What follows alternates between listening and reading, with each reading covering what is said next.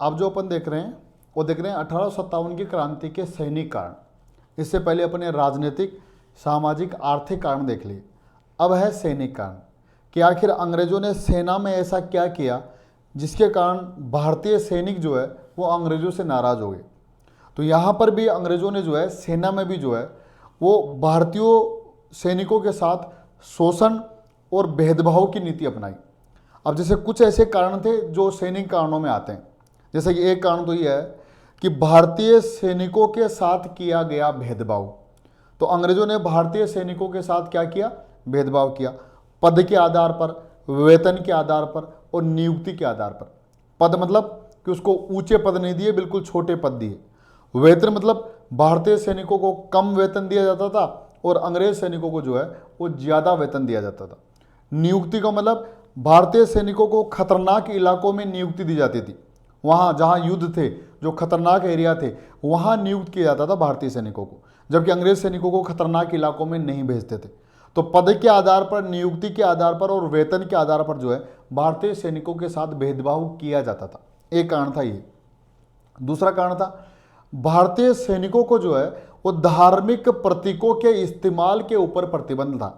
यानी कि जैसे कि सेना में, अंग्रेजों की सेना में जो है वो अधिकांशतः भारतीय सैनिक थे। उसमें कोई सिख था, कोई मुस्लिम था, कोई हिंदू था। अब सिख जो है वो पगड़ी बांधता है, हिंदू जो है वो तिलक लागता है और मुस्लिम जो है वो दाढ़ी रखता था। लेकिन अंग्रेजों ने क्या किया कि भारतीय सैनिकों के धार्मिक प्रतीकों के इस्तेमाल पर प्रतिबंध लगा दिया कि कोई भी अंग्रेज जो, कोई भी भारतीय जो है, चाहे वो हिंदू हो, मुस्लिम हो, सिख हो, कोई भी हो, न तो अब दाढ़ी रख सकता है, न ही वो तिलक लगा सकता है और न ही जो है वो क्या कर सकता है, वो जो है वो पगड़ी बांध सकता है। इससे भी भारतीय सैनिकों में असंतोष पनपा। क्यों? क्योंकि ये उनकी धार्मिक भावनाओं के खिलाफ क्या था? असंतोष था। तो इसीलिए इसी धार्मिक जो तिलक और पगड़ी पर जब मना किया गया तो ऐसा पहला धार्मिक आधार पर सेना में पहला विद्रोह जो है 1806 का वेलोर विद्रोह था। तो ये भी आपसे क्वेश्चन पूछा गया कि भारतीय सेना में धार्मिक प्रतीकों के इस्तेमाल पर किया गया प्रथम विद्रोह कहाँ और कब हुआ था? 1806 में वेलोर में हुआ था। अभी मिल जाएगा आपको लिखा हुआ। तीसरा कारण क्या था कि 1854 में जो है एक भारतीय डाक अधिनियम, भारतीय डाकघर अधिनियम, post act, Indian post act पारित हुआ लॉर्ड डलहौजी के काल में। तो भारतीय डाक अधिनियम के माध्यम से जो है जो भारतीय सैनिक थे उनकी निःशुल्क सेवा मिली हुई थी पहले उनको, कि वो बिना शुल्क के जो है कहीं पर भी चिट्ठी भेज सकते थे।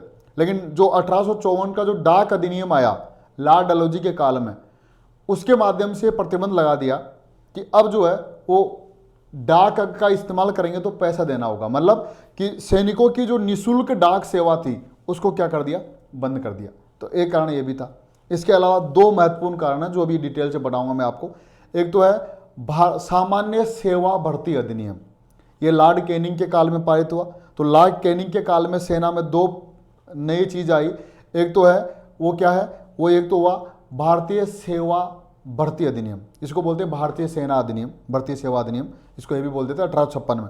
वो देखेंगे क्या, इसके माध्यम से क्या किया गया कि भारतीय सैनिकों को समुद्र पार भेजने के लिए बाध्य किया गया। वो क्या है अभी देखेंगे। एक, सेना में न्यू एनफील्ड राइफल का प्रयोग। तो पहले सेना में जो है ब्राउन बेस राइफल थी, अब उसकी जगह पर न्यू एनफील्ड राइफल का प्रयोग हुआ, वही लॉर्ड कैनिंग के काल में। इससे भी, और इसमें क्या था, इसमें चर्बी वाले कारतूसों का प्रयोग किया गया था, इसका भारतीयों ने विरोध किया। तो ये जो है ये सेना में कारण थे। भारतीय सैनिकों के साथ भेदभाव, भारतीय सैनिकों के धार्मिक प्रतीकों के इस्तेमाल पर प्रतिबंध, 1854 के डाकघर अधिनियम के माध्यम से सैनिकों की निःशुल्क डाक सेवाओं को समाप्त करना, सामान्य सेवा भर्ती अधिनियम, और प्लस जो है एक जो मैंने बताया आपको न्यू एनफील्ड राइफल का प्रयोग। ये जो है ये सेना में कारण थे। तो जो मैंने बोला आपको ये यहाँ मिल रहा, अभी मैं इनको समझाऊंगा एक एक करके जो है। तो देखिए आप, सैनिक कारण कि अंग्रेजों द्वारा भारतीय सैनिकों के साथ किया गया भेदभाव। तो भेदभाव किस आधार पर? वेतन के आधार पर, पद के आधार पर और नियुक्ति के आधार पर। वेतन मतलब भारतीय सैनिकों को कम वेतन दिया गया, अंग्रेज सैनिकों को ज्यादा वेतन दिया गया। पद के आधार पर मतलब कि भारतीय सैनिकों को छोटे पद दिए गए, अंग्रेज सैनिकों के ऊंचे पद दिए गए।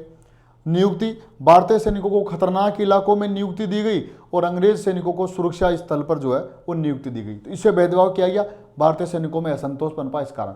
फिर महत्वपूर्ण बात कि भारतीय सैनिकों के धार्मिक प्रतीकों के इस्तेमाल पर प्रतिबंध। दाढ़ी, तिलक, पगड़ी ये नहीं रख सकते थे, इससे भारतीय सैनिकों में असंतोष पनपा। फिर 1854 के डाकघर अधिनियम से सैनिकों की निःशुल्क डाक सेवा पर प्रतिबंध। तो महत्वपूर्ण बात है कि भारतीय सैनिकों की निःशुल्क डाक सेवा जो है और 1853 में 1854 में जो डाकघर अधिनियम पारित हुआ उसके माध्यम से निःशुल्क सेवा को समाप्त कर दिया गया, इसलिए सैनिक नाराज हुए। और दोनों बहुत महत्वपूर्ण है, अभी देखेंगे इनको। एक तो 1856 का सामान्य सेवा भर्ती अधिनियम लॉर्ड कैनिंग के काल में पारित हुआ, और एक सेना में न्यू एनफील्ड राइफल का प्रयोग, ये भी जो है कैनिंग के काल में हुआ। तो दो नए प्रयोग हुए जिससे भारतीय सैनिकों में ज़्यादा असंतोष पनपा। वो क्या था वो देखते हैं अपन। तो पहले कुछ वन बाय वन देखते हैं। मैंने ये बताया भारतीय सैनिकों के साथ भेदभाव, तो यानी कि मैंने बताया कि भारतीय सैनिकों के साथ भेदभाव कैसे किया गया कि वेतन के आधार पर भारतीय सैनिकों को वेतन दिया गया कम, फिर और अंग्रेज सैनिकों को वेतन दिया गया ज़्यादा। फिर मैंने बताया पद, भारतीय सैनिकों को पद दिए गए छोटे, अंग्रेज सैनिकों को पद दिए बड़े। दूसरा नियुक्ति, भारतीय सैनिकों को नियुक्त किया गया कहाँ पर, खतरनाक इलाकों में, और अंग्रेज सैनिकों को नियुक्त किया सामान्य सुरक्षित स्थलों पर। तो इस आधार पर जो है वेतन, पद, नियुक्ति के आधार पर भारतीय सैनिकों के साथ क्या किया गया, भेदभाव। प्लस फिर जो है वो धार्मिक प्रतीकों के इस्तेमाल पर प्रतिबंध, धार्मिक प्रतीकों के इस्तेमाल पर प्रतिबंध, इस्तेमाल पर प्रतिबंध। तो धार्मिक प्रतीकों के इस्तेमाल पर क्या लगाया गया, प्रतिबंध लगा दिया गया। और इससे जो है भारत कैसे कि वो लोग पगड़ी नहीं बांध सकते, भारतीय सैनिक, वो लोग जो है तिलक नहीं लगा सकते, और वो लोग जो है वो दाढ़ी नहीं रह सकते। इसका विरोध किया भारतीय सैनिकों ने, और इसलिए भी जो है वो क्या था, भारतीय सैनिकों में असंतोष था। तो भारतीय सैनिकों को पगड़ी और तिलक लगाने पर प्रतिबंध लगाया गया, ये पहले से लग रहा था। और इस आधार पर भारतीय सेना में पहला धार्मिक विद्रोह जो है 1806 में वेलोर विद्रोह हुआ। तो 1806 में एक विद्रोह हुआ, पहला धार्मिक विद्रोह 1806 में। प्रथम सेना में 1806 सेना में प्रथम धार्मिक विद्रोह,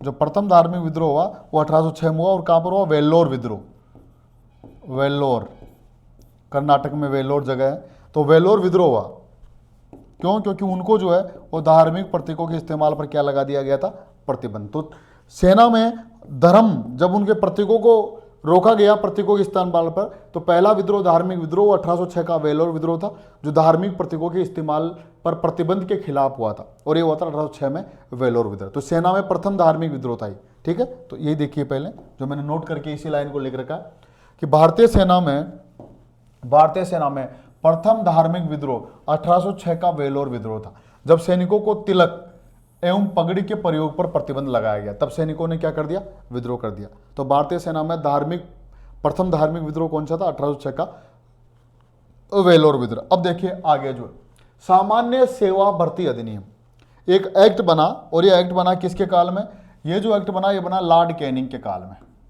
लॉर्ड कैनिंग के काल में एक नया अधिनियम आया, उसका नाम था कैनिंग के काल में उसका नाम था सामान्य सेवा भर्ती अधिनियम। कहीं कहीं किताबों में यह भी लिखा हुआ सामान्य सेना भर्ती अधिनियम। तो सेना और सेवा मुख्य रूप से तो वो राइट तो क्या है, सामान्य सेवा भर्ती अधिनियम।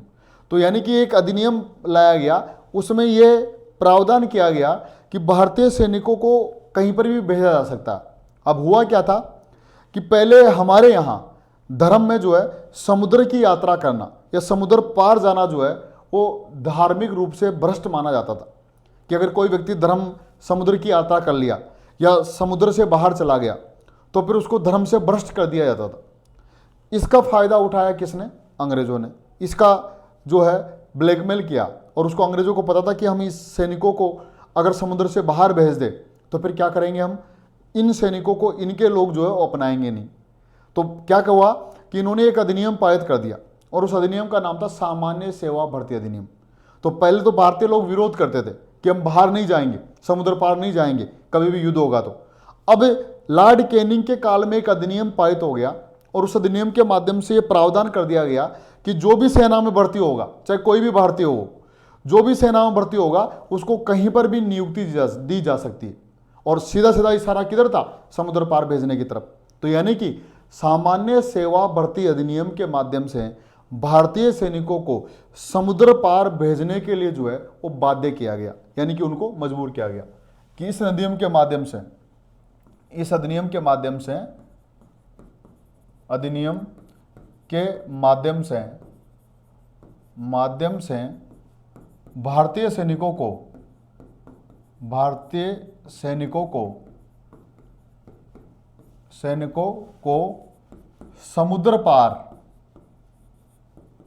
समुद्र पार भेजने के लिए बाध्य किया गया,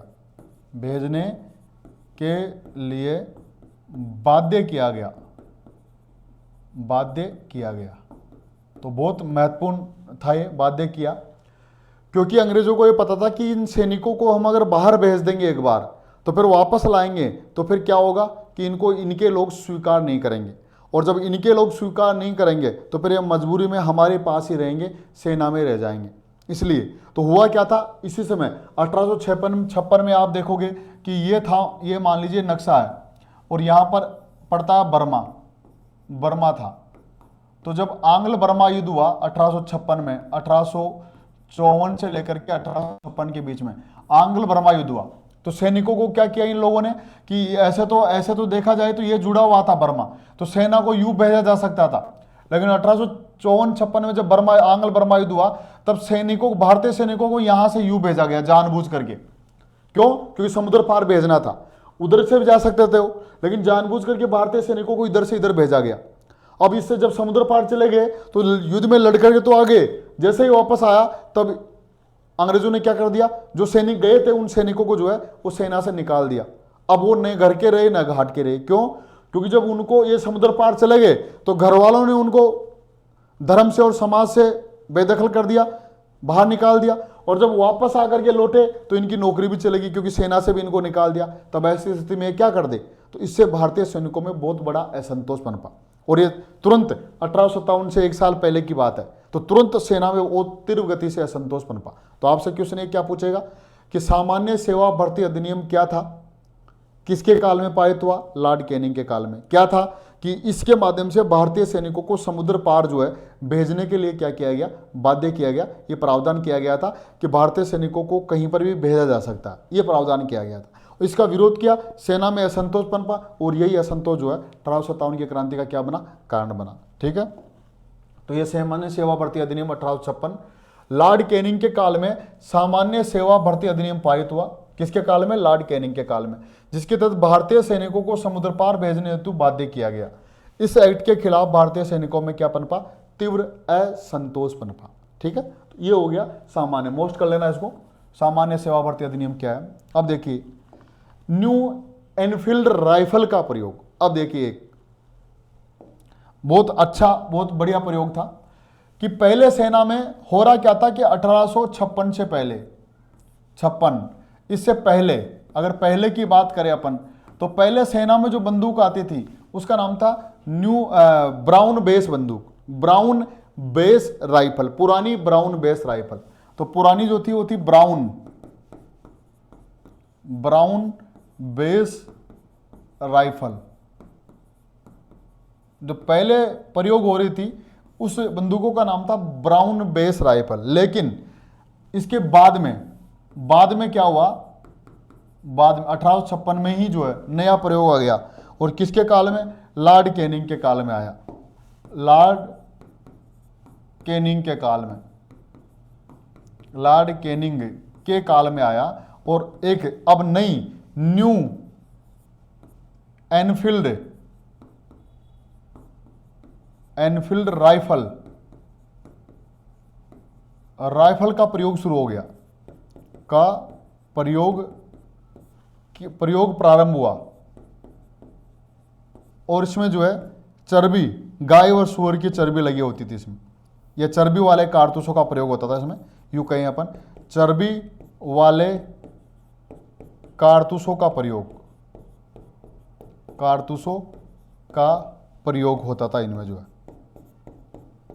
अब देखिए इसको समझिए कैसे। कि भारतीय सेना में लॉर्ड कैनिंग के काल में एक नया प्रयोग और हुआ। एक तो सामान्य सेवा भर्ती अधिनियम, ये नया अधिनियम आया। एक प्रयोग यह हुआ कि पहले सेना में 1856 से पहले जो अंग्रेज सेना थी, उस सेना में जो बंदूकें प्रयोग हो रही थी उसका नाम था brown base rifle. Brown base rifle का प्रयोग हो रहा था, जिसको कारतूसों को जो मुंह से नहीं का डायरेक्ट चलती थी, वो सीधे जो है पुरानी थी लेकिन डायरेक्ट चलती थी। अब इससे क्या हुआ कि सैनिकों को डर लग रहा, अंग्रेजों को डर लग रहा था कि कहीं ऐसा नहीं हो कि डायरेक्ट चले और हमारे ही सैनिकों को नुकसान कर दे। इसलिए सिक्योरिटी की पर्पज से जो है नई राइफल का प्रयोग किया गया, और नई राइफल जो लाई गई उसका नाम था न्यू एनफील्ड राइफल। तो भारतीय सेना में नई न्यू एनफील्ड राइफल का प्रयोग किसके काल में हुआ? लॉर्ड कैनिंग के काल में हुआ।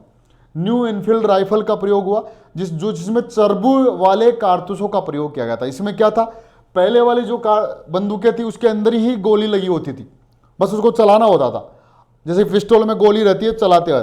इसमें क्या होता था, इसमें जो है कारतूस मतलब गोलियां अलग होती थी और प्लस जो है बंदूक अलग होती थी।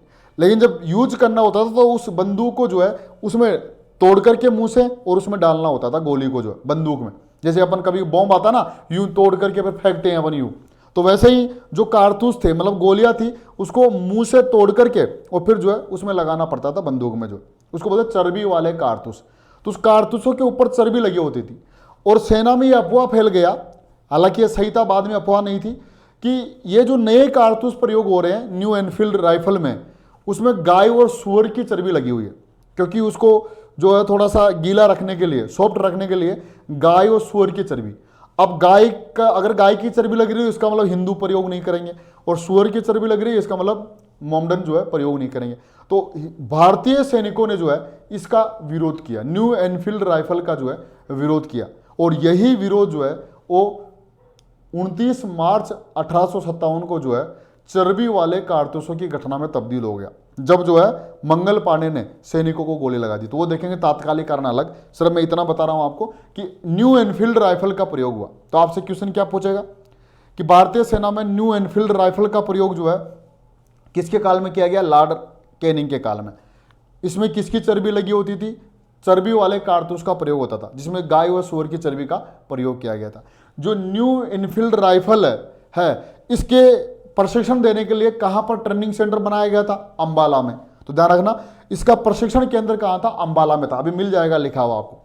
तो न्यू एनफील्ड राइफल के प्रयोग के लिए प्रशिक्षण केंद्र बनाया गया था, उसका नाम था अंबाला। अंबाला जगह पर रखा गया था। और जो ये न्यू एनफील्ड राइफल है इसका आविष्कारक जो है हेनरी होर्डिंग्स था। तो हेनरी होर्डिंग्स जो है इस न्यू एनफील्ड राइफल का जो है वो क्या था?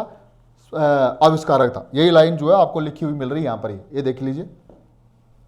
पहली बात, न्यू एनफील्ड राइफल का प्रयोग कि किसके काल में प्रयोग हुआ? लॉर्ड कैनिंग के काल में प्रयोग हुआ। किसके स्थान पर? पुरानी ब्राउन बेस राइफल के स्थान पर कौन सी बंदूक आई? न्यू एनफील्ड राइफल का प्रयोग हुआ। ठीक है, अब इस एनफील्ड राइफल में क्या होता था? चर्बी वाले कारतूसों का प्रयोग होता था। तो भारतीय सैनिक, हिंदू और मुसलमान दोनों ने इसके प्रयोग से क्या कर दिया? मना कर दिया। अब देखिए, न्यू एनफील्ड राइफल का आविष्कारक कौन था? Henry hoardings. मोस्ट करना इसको, बहुत डीपली पूछेगा तो पूछेगा आपसे, ये किताबों में बहुत कम मिलता है कि न्यू एनफील्ड राइफल का जो है आविष्कारक जो है वो कौन था? Henry hoardings. इसने इस न्यू एनफील्ड राइफल का जो है आविष्कार किया था। और फिर महत्वपूर्ण बात ये भी मोस्ट करना कि न्यू एनफील्ड राइफल का प्रशिक्षण केंद्र जो है, स्थल जो है वो कहाँ था भारत में? हरियाणा के अंबाला में था। तो अंबाला में था। तो अंबाला में जो है इसका प्रशिक्षण केंद्र था, और प्लस हेनरी होर्डिंग्स जो है ये क्या था? ये इसका आविष्कारक था। तो जब न्यू एनफील्ड राइफल का प्रयोग किया गया सेना में, तब सैनिकों ने इसके इस्तेमाल का पर मना कर दिया, और जब जोर जबरदस्ती की तब सेना में क्या हो गया? विद्रोह हो गया। और उसी का परिणाम था कौन सा? मंगल पांडे वाली घटना, चर्बी वाले कारतूसों की घटना। ठीक है, तो ये अब अपन पढ़ेंगे तात्कालिक कारण के रूप में कि 1857 की क्रांति का तात्कालिक कारण।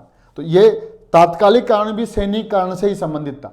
जो न्यू एनफील्ड राइफल का प्रयोग किया, इसी घटना से चर्बी वाले कारतूसों की घटना हुई, यानी मंगल पांडे वाली घटना हुई। तो अब अपन देख रहे हैं 1857 की क्रांति का तात्कालिक कारण।